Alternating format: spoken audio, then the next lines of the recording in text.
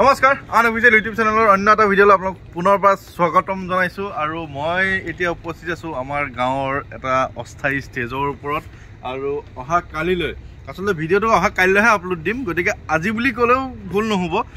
মানে অহা কালিলৈ আমাৰ ইয়াতে দুদিনীয়াকৈ ৰাস মহোৎসৱ উদযাপন কৰা হৈছে 23 বছৰৰ পিছত মানে আপোনালোকে হয়তো ৰাসৰ আমাৰ নাট মুকলি কৰাৰ ভিডিঅ'টো মোৰ পেজত চাইছিলে চাগে আৰু আহি সেই সময়খিনি আজি পালেহি য'ত আমি আজি ৰাতি মানে যোৱাকালি নিশাও কিছু কাম কৰা হৈছে সেইখিনি ভিডিঅ' আপোনালোকক অকণমান দেখাবলৈ চেষ্টা কৰিম ৰেকৰ্ডিং কৰি থৈছিলোঁ আৰু আজিও প্ৰায় কামখিনি সম্পূৰ্ণ কৰিব লাগিব কাৰণ অহাকালি ৰাতিপুৱাৰ পৰা আমি কামত এইবিলাক কাম কৰিব পৰা নাযাব আচলতে মই কাম চোৰ বুলি ক'লেও ভুল নহ'ব কাৰণ মই ইমান কাম চাম নকৰোঁ কাৰণ আইডিয়া চাইডিয়া ইমান নাই দাদাহঁতে কৰি আছে এয়া আমাৰ ধেনুদাই একদম ষ্টেজৰ কামখিনি কৰি আছে কাজুদা আছে ইয়াতে কাজুদা হৈছে আমাৰ মানে VIP অতিথি কাৰণ বেলেগ এখন গাঁৱৰ পৰা নিশা 10 বজাত যে আহি উপস্থিত হৈছে আমাক উৎসাহ দিবলৈ সেইটো কিন্তু ডাঙৰ কথা যিয়ে পাতো তেওঁ মানে সহায় সহযোগিতা সম্পূৰ্ণভাৱে কৰে সেইকাৰণে আচলতে ভাল লাগে আৰু একতাটো চলি আহিছে তেতিয়াৰ পৰাই আগৰ পৰাই সৰুৰে পৰাই আৰু এয়া আমাৰ আছে পংকজ পাঠক চাউণ্ডৰ পংকজ পাঠক মিঠিগুটি পংকজো আমাৰ বেচেৰা অঞ্চলৰ বাম বেচেৰা ল'ৰা আৰু সি ধুনীয়া ধুনীয়া চাউণ্ডৰ কাম কৰি আছে নিজে চাউণ্ড লৈছে প্ৰথমতে তাৰো মানে সংগ্ৰাম বহুত আছে কাৰণ সি প্ৰথমতে কাৰোবাৰ বেলেগৰ তাত চাউণ্ডৰ লগত কাম কৰি এতিয়া নিজে চাউণ্ড ল'ব পৰা হ'ল ডাঙৰ চাউণ্ড এতিয়া মানে ডাঙৰ মানুহ আৰু পংকজ পংকজক বিচাৰি পাবলৈ নাই এয়া এতিয়া আমাৰ স্ক্ৰীনৰ কামত অকণমান সহযোগ কৰি দিছে আৰু কথা হ'ল কি এতিয়া আমাৰ বৃন্দাবনলৈ নামি যাওঁ আৰু এয়া লাইটৰ যোগাৰ এই লাইটৰ যোগাৰখিনিও আমাৰ নিজৰ মানে কি আৰু আমাৰ বেচেৰা নিজৰ অঞ্চলৰে হিৰোজ দা আছে আৰু এয়া বৃন্দাবন সজোৱা কাম চলি আছে আৰু এডাল কি গছ বাৰু এতিয়ালৈকে আমি উলিয়াব পৰা নাই অকণমান পাতটো কেকটাছৰ নিচিনা এতিয়া এই গছডালৰ বিষয়ে যদি আপোনালোকে কোনোবাই জানে অকণমান জনাব দেখিবলৈ খুবেই ধুনীয়া লাগিছে আৰু ল'ৰাখিনি এতিয়াও চব আহি পোৱা নাই আহি পালে আমাৰ বৃন্দাবনখন ধুনীয়াকৈ সজোৱা হ'ব আৰু এইখন কৃষ্ণ অসুৰ মানে উঠা দলং আৰু এজোপা কদম গছ আচলতে যোৱাকালি এইখিনি ভিডিঅ' দেখাইছিলোঁ এতিয়াও দেখাই দিছোঁ আৰু ইয়াত নঙলাখিনি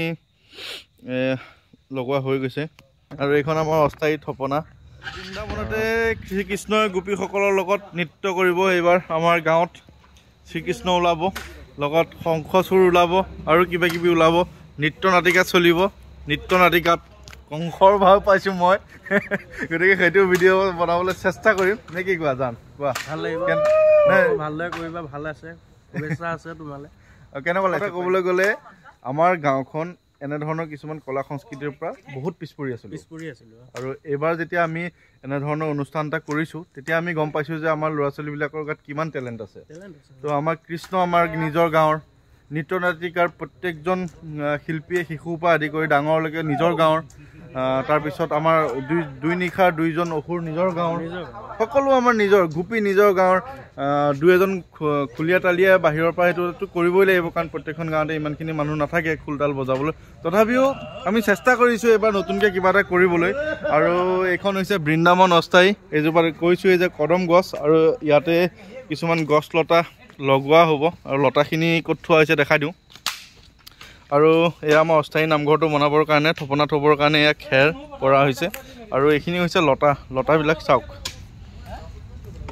এইবিলাক লতা আমাৰ বৃন্দাবনত লগোৱা হ'ব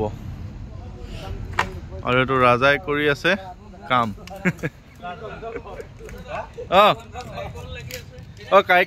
কাইকৰ ওচৰৰ পৰা আহিলোঁ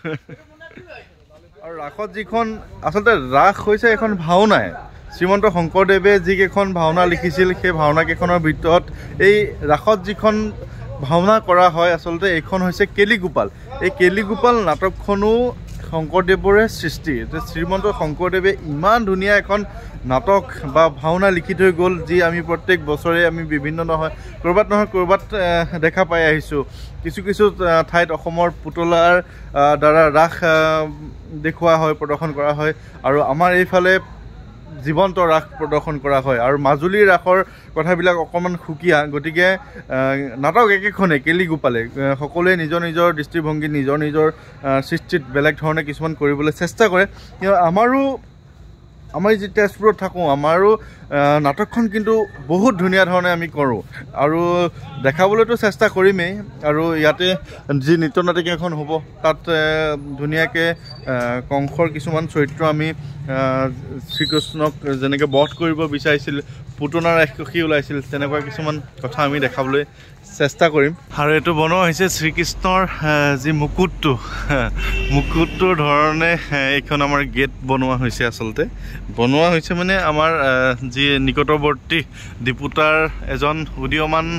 আমাৰ শিল্পী বুলিয়ে ক'ব লাগিব তেওঁ বিভিন্ন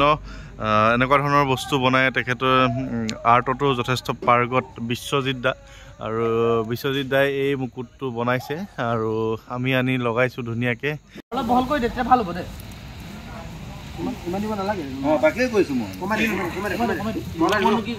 ৰঞ্জন কোৱা কেনেকুৱা লাগিছে এতিয়া ৰাতি 12টা বাজু হৈছে সৰু আছিলো আমি গমেই নাপাওঁ কি হৈছিলে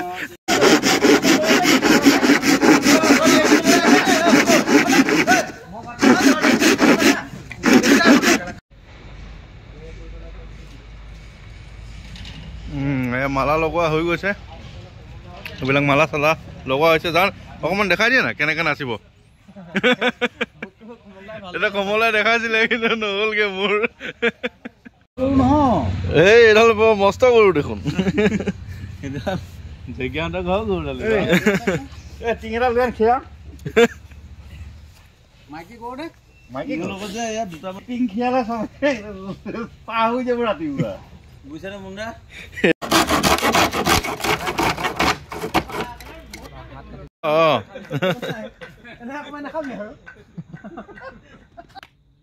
আমি বাহিৰৰ ফালৰ পৰা চিঞৰা মানুহ আৰু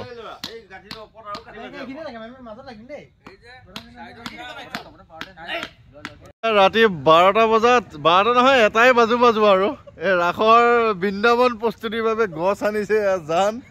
ক'ৰ পৰা আনি লাগে মানে ফিল্ডটো কেনেকুৱা লাগিছে মাঘৰ বিহু উৰুকা টাইপ নে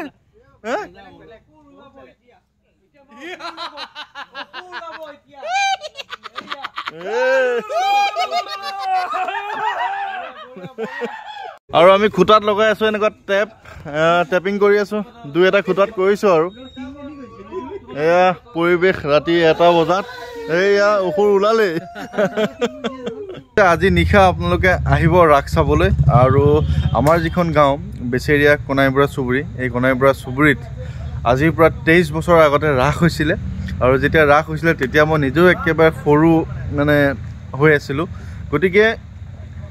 তাৰ আগৰো দুই এখন ৰাস হৈছিলে মনত আছে কিন্তু এই বছৰ 23 বছৰৰ পিছত যিহেতু ৰাস হ'ব গতিকে আপোনালোকক জনাবলৈ পাই সুখী হৈছে যে আমাৰ গাঁৱৰ প্ৰায় প্ৰত্যেকজন লোকে অত্যন্ত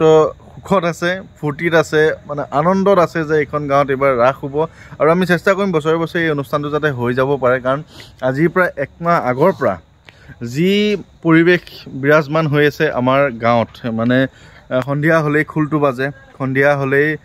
কৃষ্ণই নাচে সন্ধিয়া হ'লেই গোপী ওলায় গতিকে এই পৰিৱেশটো যাতে আমি বজাই ৰাখিব পাৰোঁ সেইটো চেষ্টা কৰিম কিন্তু পাৰোঁনে নোৱাৰোঁ এতিয়াই কৈ দিবলৈ নোৱাৰোঁ তথাপিও চেষ্টা কৰি যাম আৰু এনেধৰণৰ অনুষ্ঠানবোৰ হৈ থাকিলে গাঁৱৰ মিলাপ্ৰীতি অলপ বাঢ়ে